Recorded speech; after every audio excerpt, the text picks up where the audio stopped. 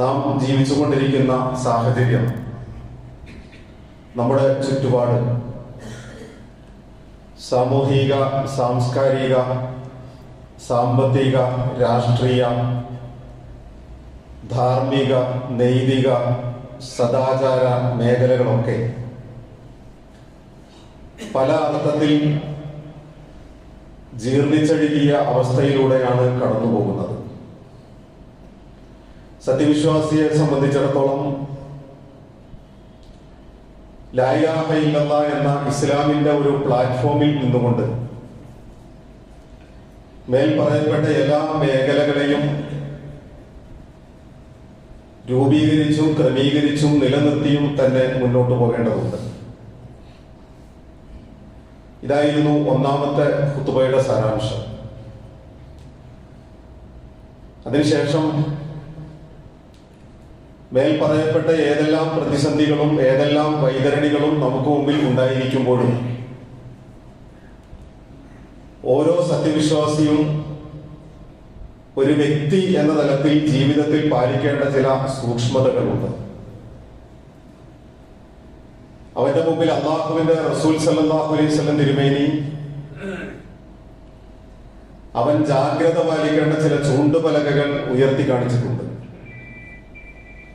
അങ്ങനെ ഒരു ഹദീസ്, ബാദിറു ബിൽ അഅ്മാലി സ്വാലിഹ, നിങ്ങൾ സൽക്കർമ്മങ്ങൾ കൊണ്ട് ജീവിതത്തിൽ മുന്നേറേണ്ടതുണ്ട്. നിങ്ങൾ അമലുസ്വാലിഹാത്തുകൾ കൊണ്ട് ജീവിതത്തെ മനോഹരമായി അലങ്കരിച്ചെടുക്കേണ്ടതുണ്ട്. നിങ്ങൾ ജാഗ്രത പാലിക്കേണ്ട ചില ഘടകങ്ങളുണ്ട്. അള്ളാഹുവിനെയും നിങ്ങളെയും നിങ്ങളുടെ എല്ലാ ഉത്തരവാദിത്തങ്ങളെയും മറപ്പിച്ചു കളയുന്ന ദാരിദ്ര്യം നിങ്ങൾ ഭയപ്പെടണം. എല്ലാത്തിനെയും മറപ്പിച്ചു കളയാവുന്ന സമ്പന്നതയും നിങ്ങൾ ഭയപ്പെടണം. നിങ്ങൾ നിങ്ങളെ തന്നെ മറന്നുപോയേക്കാവുന്ന ഇണകളെയും മക്കളെയും സഹോദരങ്ങളെയും ബന്ധുമിത്രാദികളെയും എല്ലാത്തിനെയും മറന്നുപോയേക്കാവുന്ന, സ്ഥലകാല ബോധങ്ങളൊക്കെയും അസ്തമിച്ചു പോയേക്കാവുന്ന വാർദ്ധക്യത്തെ നിങ്ങൾ ഭയപ്പെടണം. ദജ്ജാലിനെ നിങ്ങൾ ഭയപ്പെടണം. ഒരുപക്ഷെ നിങ്ങളുടെ കാലഘട്ടത്തിൽ ദജ്ജാൽ വന്നേക്കാം, വരാതിരിക്കാം. പക്ഷെ അങ്ങനെ ഒന്ന് സംഭവിച്ചാൽ ദജ്ജാലിന്റെ പരീക്ഷണങ്ങളിൽ ദജ്ജാലിനോടൊപ്പം ചേരുന്നവരിൽ പെടാതിരിക്കാനും അള്ളാഹുവിന്റെ മാർഗത്തിൽ ഉറച്ചു നിൽക്കാനുള്ള ഇസ്തിഖാമത്തിനും വേണ്ടി നിങ്ങൾ പ്രവർത്തിക്കേണ്ടതുണ്ട്. അതോടൊപ്പം വളരെ പെട്ടെന്ന് സംഭവിച്ചേക്കാവുന്ന മരണം നിങ്ങൾ നിരച്ചിരിക്കാതെ, എപ്പോൾ എവിടെ വെച്ച് എങ്ങനെ എന്നൊന്നും ആർക്കും നിശ്ചയമില്ലാത്ത അള്ളാഹുവിന്റെ മുൻകടന്ന വിധി, അതിനെയും നിങ്ങൾ കരുതിയിരിക്കേണ്ടതുണ്ട്. ഈ 5 ഭാഗങ്ങളെ മുന്നിൽ വെച്ചുകൊണ്ടായിരുന്നു കഴിഞ്ഞ ഖുതുബയിൽ സഹോദരങ്ങളെ ഉണർത്തിയത്.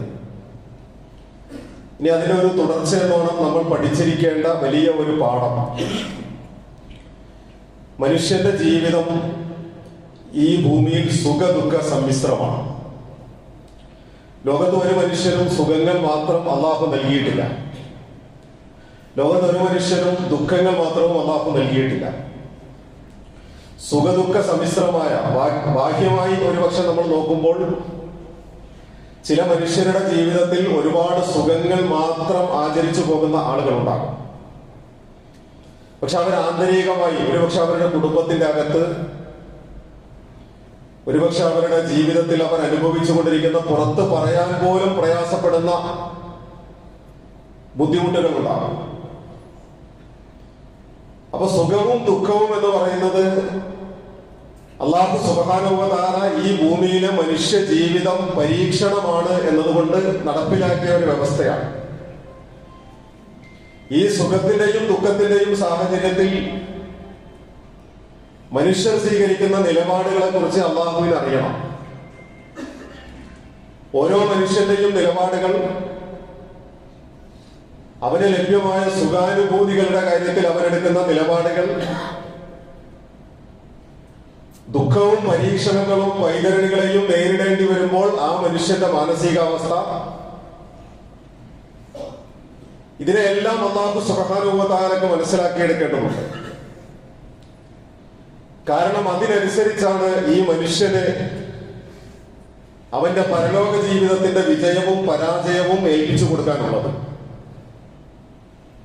അഥവാ ഞാൻ പറഞ്ഞത് കഴിഞ്ഞ ആഴ്ചയിലെ ഖുതുബയെയും ഇതിനെയും ഒക്കെ ചേർത്ത് വെച്ചുകൊണ്ട് ഈ ദുനിയാവിലെ ജീവിതത്തിൽ മനുഷ്യർക്ക് പാളിച്ചകൾ പറ്റും.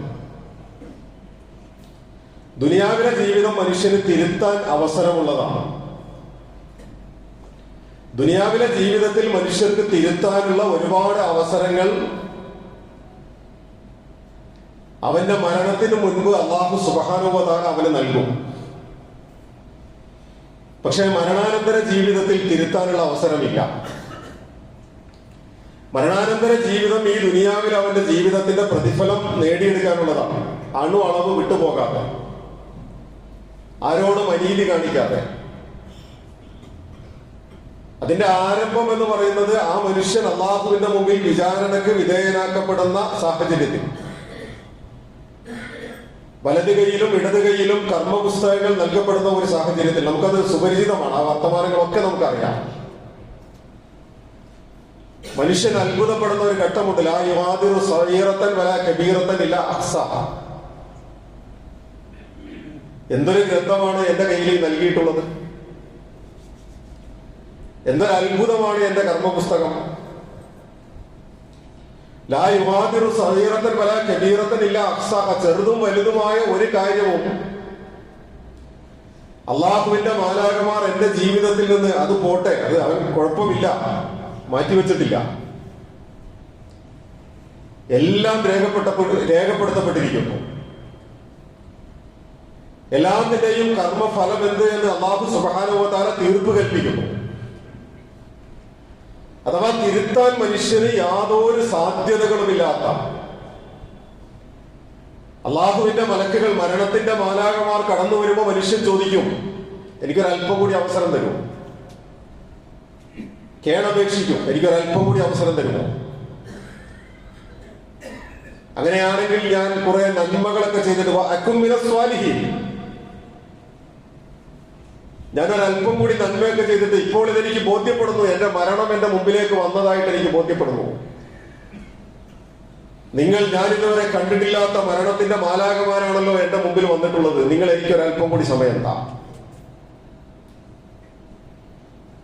പക്ഷേ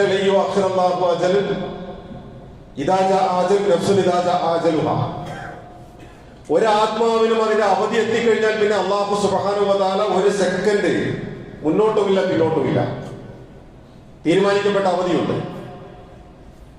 ആ അവധിയിൽ നിന്ന് നമ്മെ സംബന്ധിച്ചിടത്തോളം പിന്നെ തിരുത്താൻ കഴിയാത്ത കർമ്മഫലങ്ങൾ മാത്രം ആസ്വദിക്കാനുള്ള ഒരു ജീവിതമാണ്.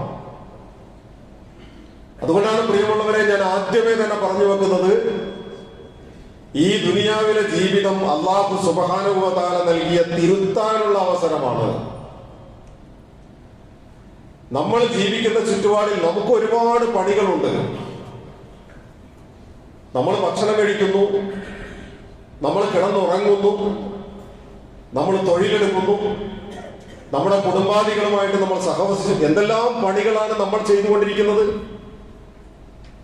പക്ഷെ ഈ പണികളൊക്കെ നമ്മൾ ചെയ്തുകൊണ്ടിരിക്കുമ്പോഴും ഒരു പണിയും വേറെ ഒരു പണിയും ചെയ്യാത്ത ഇബ്ലീസ് നമ്മുടെ കൂടെ തന്നെ ഉണ്ടല്ലോ. ഇബ്ലീസിന് ഉറങ്ങേണ്ട ആവശ്യമില്ല, ഇബ്ലീസിന് ഭക്ഷണം കഴിക്കേണ്ട ആവശ്യമില്ല, ഇബ്ലീസിന് ഏതെങ്കിലും ഒരു പരിപാടികളിൽ പങ്കെടുക്കേണ്ട ആവശ്യമില്ല, സമയം വേറെ ഒന്നിനും മാറ്റി വെക്കേണ്ട. മനുഷ്യനെ എങ്ങനെങ്കിലും വഴിതെറ്റിച്ചാൽ മതി. അപ്പൊ സ്വാഭാവികമാണ് നമ്മളെ 24 മണിക്കൂറും നമ്മളെ വഴിതെറ്റിക്കാൻ വേണ്ടി പ്രവർത്തിച്ചുകൊണ്ടിരിക്കുന്ന ഇബ്ലീസുകളുടെ ഇടയിലാണ് നമ്മൾ ജീവിക്കുന്നത്. ഇബ്ലീസ് മനുഷ്യന്റെ ഇടയിൽ ജീവിക്കുന്നു എന്ന് പറയുന്നതിനേക്കാൾ നമ്മളൊന്ന് തിരിച്ചു ചിന്തിച്ചു നോക്കൂ, നമ്മൾ ജീവിക്കുന്നത് ഇബ്ലീസുകളുടെ ഇടയിലാണ്. അപ്പൊ സ്വാഭാവികമായിട്ട് മനുഷ്യന് വീഴ്ചകൾ പറ്റും, മനുഷ്യൻ അല്ലാഹുവിനെ മറന്നുപോകും, മനുഷ്യൻ അവന്റെ ജീവിതത്തിന്റെ അലങ്കാരങ്ങൾക്ക് മേൽ അവൻ വിസ്മയം കൊണ്ട് മുന്നോട്ട് പോകും. അപ്പൊ അല്ലാഹു സുബ്ഹാനഹു വ തആല നമ്മുടെ ജീവിതത്തിൽ ചില തിരുത്താനുള്ള അവസരങ്ങൾ നമുക്ക് തരും. ആ തിരുത്താനുള്ള അവസരങ്ങൾ എന്ന് പറയാൻ ചില ഉത്ബോധനങ്ങളായിരിക്കും, ചിലപ്പോൾ ചില മനുഷ്യർ അനുഭവിക്കുന്ന അസുഖങ്ങളായിരിക്കും, ചിലപ്പോൾ ചില പ്രകൃതി ദുരന്തങ്ങളായിരിക്കും, ചിലപ്പോൾ ലോകത്തിന്റെ ഏതെങ്കിലുമൊക്കെ കോണുകളിൽ നടക്കുന്ന ചില പ്രശ്നങ്ങളെയും പ്രയാസങ്ങളെയും പരീക്ഷണങ്ങളെയും നമ്മുടെ മുമ്പിൽ കൊണ്ടുവന്നായിരിക്കും. ഇതൊക്കെ അവസരങ്ങളാണ്, തിരിച്ചറിവുകളാണ്. പക്ഷെ ഈ തിരിച്ചറിവുകൾക്കിടയിൽ അല്ലാഹു സുബ്ഹാനഹു വ തആല ഒരു അടിസ്ഥാനം നമ്മെ പഠിപ്പിക്കുന്നുണ്ട്. നിങ്ങൾ അള്ളാഹുവിനെ മറന്ന് മുന്നോട്ട് പോകുന്ന ചില ഘടകങ്ങളുണ്ട്. നിങ്ങളെ അള്ളാഹുവിനെ മറക്കാൻ പ്രേരിപ്പിക്കുന്ന ചില ഘടകങ്ങൾ. ആ പ്രേരിപ്പിക്കുന്ന ഘടകങ്ങൾ എന്ന് പറയുന്നത് സുയ്യിന ലിന്നാസി ഹുബ്ബു ശഹവാതി മിനൻ നിസാഇ വൽ ബനീന, മനുഷ്യർക്ക് അലങ്കാരമാക്കി തന്നിരിക്കുന്നു. സുയ്യിന ലിന്നാസ്, മനുഷ്യർക്ക് അലങ്കാരമാക്കി തന്നു. എന്ത്?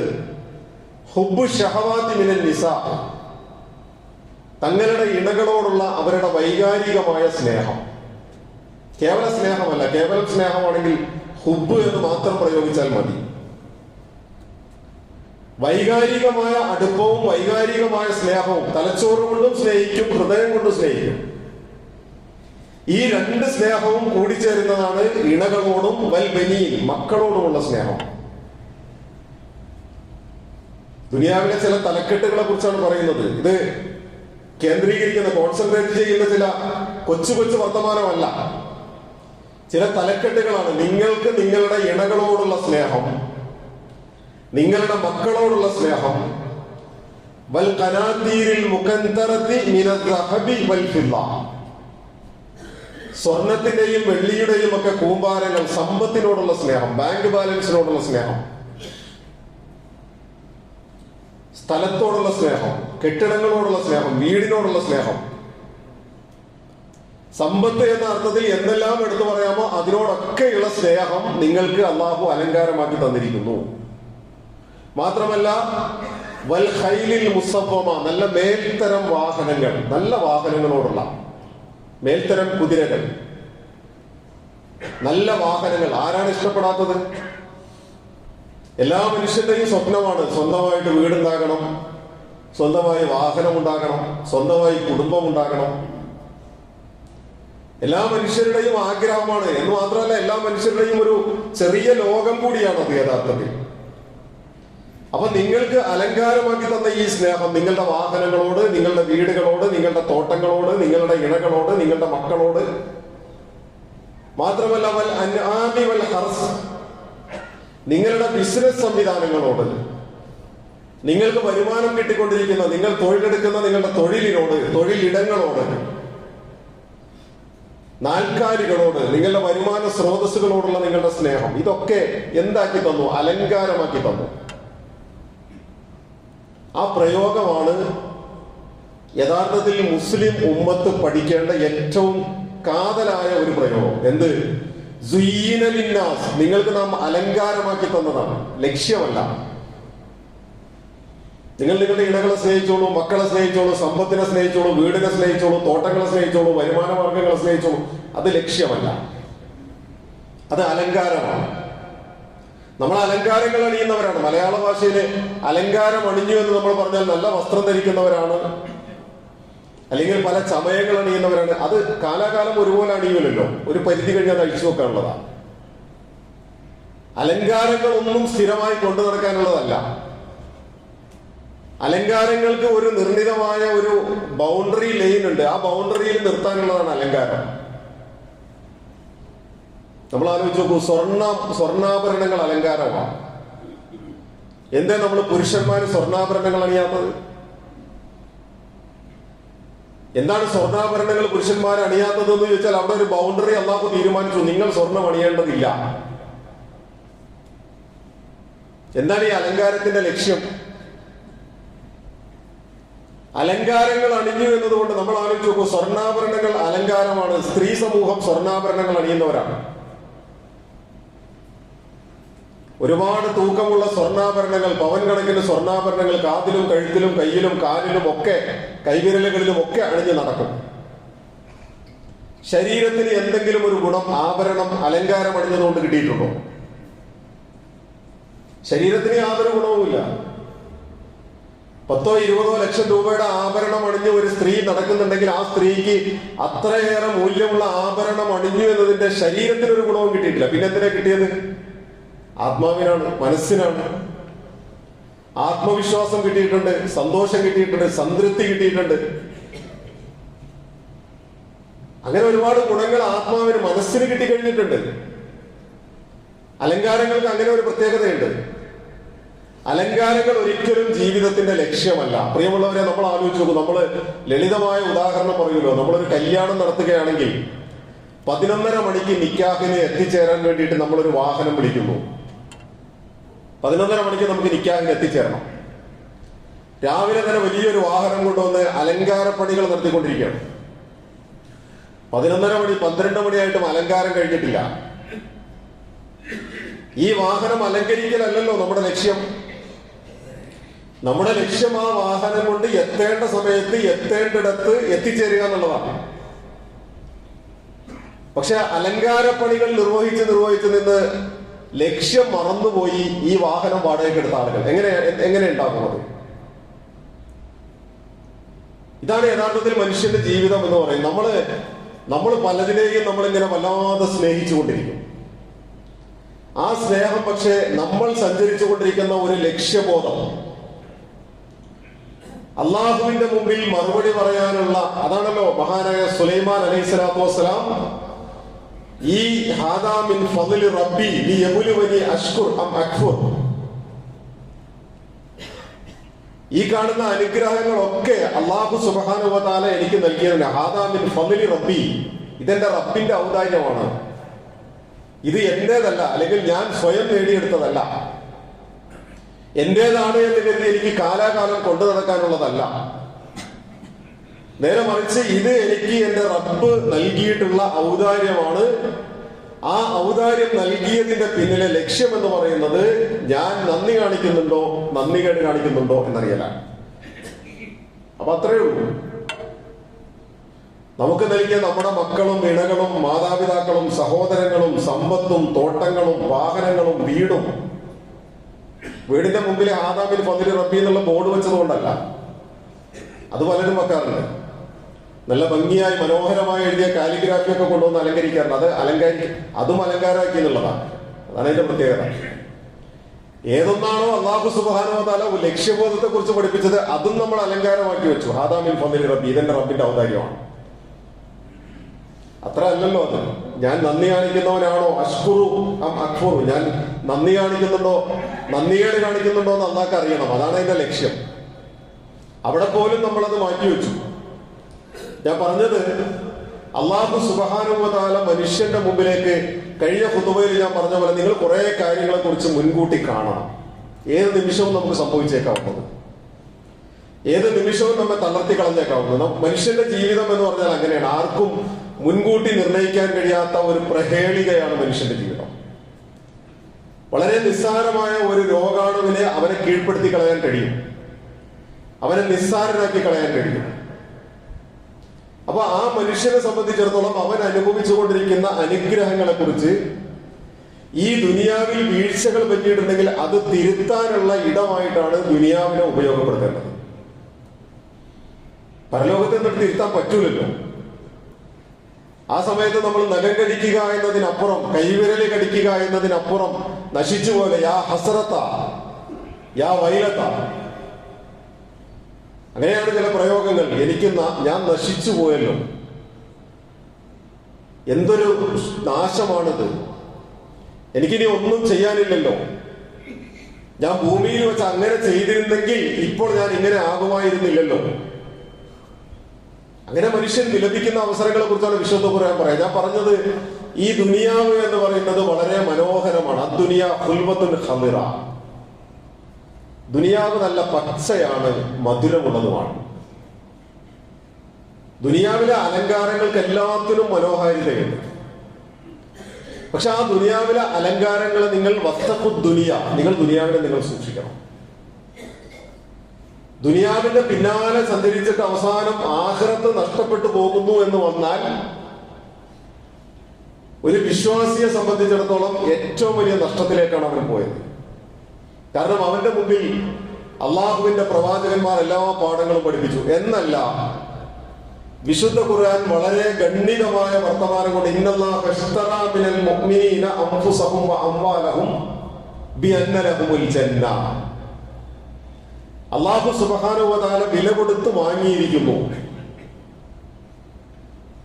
അല്ലാഹു സുബ്ഹാനഹു വ തആല ഇന്നല്ലാഹ ഇശ്തറ, അല്ലാഹു വില കൊടുത്ത് വാങ്ങി മിനൽ മുഅ്മിനീൻ, സത്യവിശ്വാസികളിൽ നിന്ന്. സത്യവിശ്വാസികളിൽ നിന്ന് അല്ലാഹുക്ക് വേണ്ടത് എന്തേ വേണ്ടു? അൻഫുസഹും വ അംവാലഹും, അവരുടെ നഫ്സുകളും അവരുടെ സമ്പത്തും വില കൊടുത്ത് മേടിച്ചു. പകരം അല്ലാഹു പറഞ്ഞു, നിങ്ങൾക്ക് ഞാൻ സ്വർഗം തന്നേക്കാം. ചെറിയ ലാഭത്തിനല്ല അല്ലാഹു ഇത് വാങ്ങിച്ചത്. നമുക്ക് വലിയ ഒരു ലാഭം, സ്വർഗം എന്ന് പറയുന്ന അതിമഹത്തായ ഒരു ലാഭം നൽകിയിട്ട് ഇതൊക്കെ അല്ലാഹു പകരം മേടിച്ചു. പകരം മേടിച്ചിട്ട് അല്ലാഹു പറഞ്ഞു, നിങ്ങൾ തന്നെ കൈകാര്യം ചെയ്തു. മേടിച്ചിട്ട് കൊണ്ടുപോയില്ല. അങ്ങനെയുണ്ടല്ലോ, വിൽപ്പന നടന്ന ചരക്ക് വാങ്ങിച്ചവന് കൊണ്ടുപോകാൻ അവകാശമുണ്ട്. നമ്മൾ വിറ്റ് കഴിഞ്ഞ നമ്മുടെ ശരീരവും നമ്മുടെ സമ്പത്തും ഉടമസ്ഥനായ അല്ലാഹു സുബ്ഹാനഹു വ തആല നമ്മുടെ അടുത്തുനിന്ന് കൊണ്ടുപോയില്ല. പകരം അല്ലാഹു പറഞ്ഞു, ഉടമസ്ഥൻ ഞാനാണ്, നിങ്ങൾക്ക് സ്വർഗം പകരം തരാമെന്ന് പറഞ്ഞ് ഞാൻ വാങ്ങിച്ചിട്ടുണ്ട്. നിങ്ങൾ എന്ത് ചെയ്തുകൊള്ളുക? നിങ്ങൾ കൈകാര്യം ചെയ്തുകൊള്ളുക. നിങ്ങൾക്ക് സ്വാതന്ത്ര്യമുണ്ട്. പക്ഷെ ആ സ്വാതന്ത്ര്യത്തിൽ നിങ്ങൾ പാലിക്കേണ്ട ഒരു മര്യാദ എന്ന് പറയുന്നത് ഉടമസ്ഥന്റെ തൃപ്തിയാണ്. എന്ത് ലളിതമാണ്, എത്ര സുതാര്യമാണ് ഇസ്ലാമിന്റെ ആ ഒരു സങ്കല്പം എന്ന് പറയുന്നത്. അപ്പൊ നിങ്ങളിൽ നിന്ന് വില വാങ്ങി വിറ്റ് കഴിഞ്ഞ ഒരു സാധനത്തില് നമുക്ക് പിന്നെ എന്ത് അധികാരമാണുള്ളത്? വിറ്റവന് പിന്നെ അധികാരമില്ലല്ലോ, വാങ്ങിയവനല്ലേ അധികാരമുള്ളൂ. അപ്പൊ അല്ലാഹു സുബ്ഹാനഹു വ തആല നമ്മളോട് പറയുന്ന വർത്തമാനം ഇതാണ്: ഈ ദുനിയാവിലെ കുറെ വിഭവങ്ങൾ ഞാൻ നിങ്ങൾക്ക് തന്നു, അതിനോടൊക്കെയുള്ള സ്നേഹം നിങ്ങൾക്ക് അലങ്കാരമാക്കി തന്നു. പക്ഷെ അലങ്കാരം എന്തേ നിങ്ങൾ ലക്ഷ്യമായി മനസ്സിലാക്കി കളഞ്ഞു. അലങ്കാരം ഒരു സമയം കഴിഞ്ഞാൽ അഴിച്ചു വെച്ച് പോകണ്ടേ? അഴിച്ചു മാറ്റി വെക്കണമല്ലോ. ഇപ്പോ ആത്മാവിന്റെ അലങ്കാരമാണ് ശരീരം, ആത്മാവിന്റെ വസ്ത്രമാണ് ശരീരം. ആത്മാവിന് ഈ വസ്ത്രമാകുന്ന, ശരീരമാകുന്ന വസ്ത്രം അല്ലെങ്കിൽ ശരീരമാകുന്ന അലങ്കാരം എവിടെ നിന്നാണ് കിട്ടിയത്? ദുനിയാവിൽ നിന്നാണ്. ദുനിയാവിലെ പല വിഭവങ്ങളും തിന്ന് സമ്പാദിച്ചു കൂട്ടിയതാണ്. അതുകൊണ്ടാണല്ലോ ഈ അലങ്കാരം ആത്മാവിന് ആവശ്യമില്ലാത്തൊരു ഘട്ടം വന്നു കഴിഞ്ഞാൽ ആത്മാവിന്റെ ലോകത്തേക്ക് പോകുമ്പോ ദുനിയാവിൽ നിന്ന് തിന്ന് സമ്പാദിച്ച ഈ ശരീരത്തെ ദുനിയാവിൽ തന്നെ വിട്ടുകൊടുക്കുന്നത്. നമ്മുടെ മുമ്പിൽ ചിന്തിക്കാൻ ഒരുപാട് പാഠങ്ങളുണ്ട്. നമ്മുടെ മുമ്പിൽ നമ്മുടെ ശരീരത്തെയും നമ്മുടെ ആത്മാവിനെയും നമ്മുടെ ജീവിതത്തെയും നമ്മുടെ ജീവിത കാഴ്ചപ്പാടുകളെയും മുന്നിൽ വെച്ചുകൊണ്ട് ചിന്തിക്കാവുന്ന ഒരുപാട് വാതിലുകൾ അല്ലാഹു സുബ്ഹാനഹു വ തആല തുറന്നു തന്നിട്ടുണ്ട്. എന്നിട്ട് അല്ലാഹു പറയാണ്, ഈ പറഞ്ഞ വിഭവങ്ങളൊക്കെ ദാലിക മതാഉ ദുനിയ, ഇതൊക്കെ ദുനിയാവിന്റെ പരിമിതമായ വിഭവങ്ങളാണ്. ഇതെല്ലാവർക്കും ഒരേ അളവിലോ അല്ലെങ്കിൽ എല്ലാവർക്കും കാലാകാലത്തേക്ക് വേണ്ടി ഒന്നും കൊടുത്തിട്ടില്ല. ഏറ്റവും നല്ല വിഭവമുള്ളത് എവിടെയാണ്? വല്ലാഹു ഇൻദഹു ഹുസ്നുൽ മആബ്, അള്ളാഹുവിന്റെ അടുക്കലാണ് ഏറ്റവും നല്ല വിഭവം നിങ്ങൾക്ക് വേണ്ടി കരുതി വെച്ചിട്ടുള്ളത്. അപ്പൊ നല്ല വിഭവത്തിലേക്ക് സഞ്ചരിച്ചു കൊണ്ടിരിക്കുന്ന മനുഷ്യൻ വഴിനീളെ കിട്ടിയതൊക്കെ പെറുക്കി കൂട്ടിയിട്ട് നമ്മളൊരു വാഹനത്തിൽ കയറി യാത്ര ചെയ്യാൻ പോകുകയാണെന്ന് നോക്കുക. നമുക്ക് ആ വാഹനത്തിൽ കയറി യാത്ര ചെയ്യാൻ വേണ്ടിയിട്ട് നമ്മൾ വാഹനത്തിന്റെ അടുത്തേക്ക് എത്തുമ്പോഴേക്കും നമ്മുടെ കയ്യിൽ ഒരു സഞ്ചിയുണ്ട്.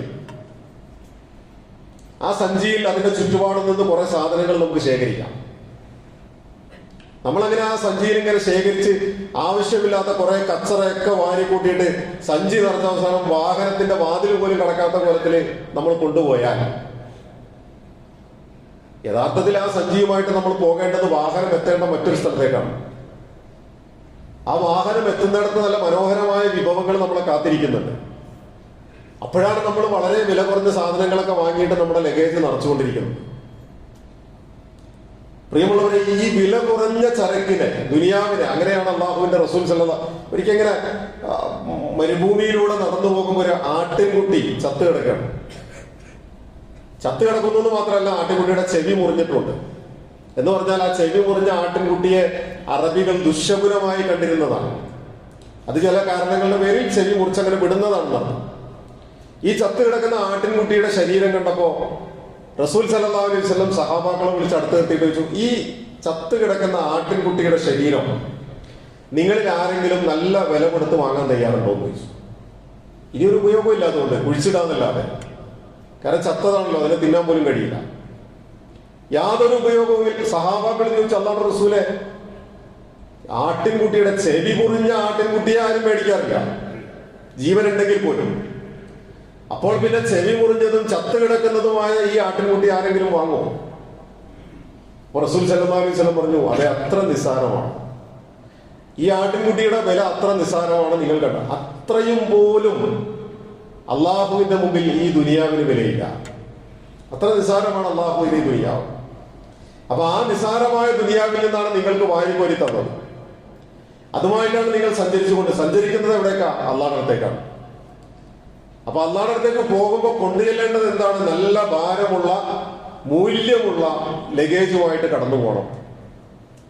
അതിന് പകരം ഈ പറഞ്ഞ കുറെ കെട്ടുകാഴ്ചകളിൽ, സ്നേഹത്തിന്റെ അമിതമായ കുറെ കെട്ടുകാഴ്ചകളിൽ കുറെ അലങ്കാരങ്ങൾ എടുത്തണിഞ്ഞ് അതാണ് ലക്ഷ്യമെന്ന് തെറ്റിദ്ധരിച്ചു കഴിഞ്ഞാൽ പ്രിയമുള്ളവരെ, നമ്മുടെ ജീവിതത്തിൽ നമ്മൾ പരാജയപ്പെട്ടു പോകും.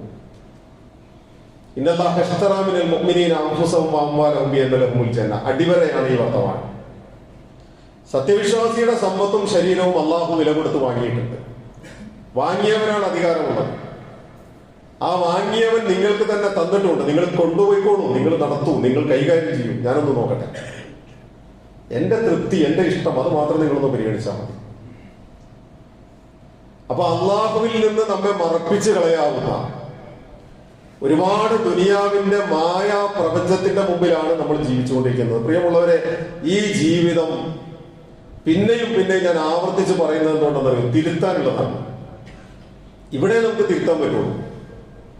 തിരുത്താൻ പറ്റാത്ത ഒരു ജീവിതത്തിലേക്ക് കടന്നു ചെന്നതിന് ശേഷം നഷ്ടപ്പെട്ടു പോയി എന്ന് വിലപിച്ച് അള്ളാഹുവിന്റെ മുമ്പിൽ കൈവിരൽ കടിച്ച് നിൽക്കേണ്ടി വരില്ലല്ലോ. അതിനു മുമ്പ് ദുനിയാവിൽ നിന്ന് പാകപ്പെടുത്തിയെടുക്കണം. അതിനുള്ള അവസരമാണ് നമ്മുടെ ഈ ജീവിതം. നമുക്ക് നമ്മളിലേക്ക് നോക്കാനുള്ള അവസരം, നമ്മുടെ ചുറ്റുപാടുകളിലേക്ക് നോക്കാനുള്ള അവസരം. നമ്മളെ അള്ളാഹുവിൽ നിന്ന്, എല്ലാ മനുഷ്യരെയും അള്ളാഹുവിൽ നിന്ന് തെറ്റിക്കുന്നത് ഒരേ ഘടകം തന്നെയല്ല. എല്ലാവരുടെയും പരീക്ഷണങ്ങൾ വ്യത്യസ്തമാണ്. ഞാൻ പലപ്പോഴും പറഞ്ഞിട്ടുണ്ട്, എന്നെ പരീക്ഷിക്കുന്നതല്ല നിങ്ങളെ പരീക്ഷിക്കുക, നിങ്ങളെ പരീക്ഷിക്കുന്നതല്ല മറ്റുള്ളവരെ പരീക്ഷിക്കുക. എല്ലാവർക്കും വ്യത്യസ്തമാണ്. അപ്പൊ ഓരോരുത്തർക്കും അറിയാം എന്റെ പരീക്ഷണം എന്താ, അള്ളാഹുവിൽ നിന്ന് എന്നെ വർദ്ധിക്കുന്നത് എന്താ. അതിനെക്കുറിച്ചാണ് ഞാൻ ആലോചിക്കേണ്ടത്. അതിനെക്കുറിച്ചാണ് നിങ്ങൾ ഓരോരുത്തരും ആലോചിക്കേണ്ടത്. അള്ളാഹുവിനെ സ്നേഹിക്കാൻ തടസ്സമായി തീരുന്ന ഏതെല്ലാം സ്നേഹങ്ങൾ എൻ്റെ മുമ്പിലുണ്ടോ, ആ സ്നേഹങ്ങളെല്ലാം മധുരം പുരട്ടിയ വിഷക്കായകളാണ് എന്ന് നമ്മൾ മനസ്സിലാക്കുക. അള്ളാഹു സുബ്ഹാനഹു വ തആല അള്ളാഹുവിന് വേണ്ടി സ്നേഹിക്കാൻ, അള്ളാഹുവിന് വേണ്ടി നിലകൊള്ളാൻ പടച്ച റബ്ബ് നമ്മെ എല്ലാവരെയും തുണക്കുമാറാകട്ടെ.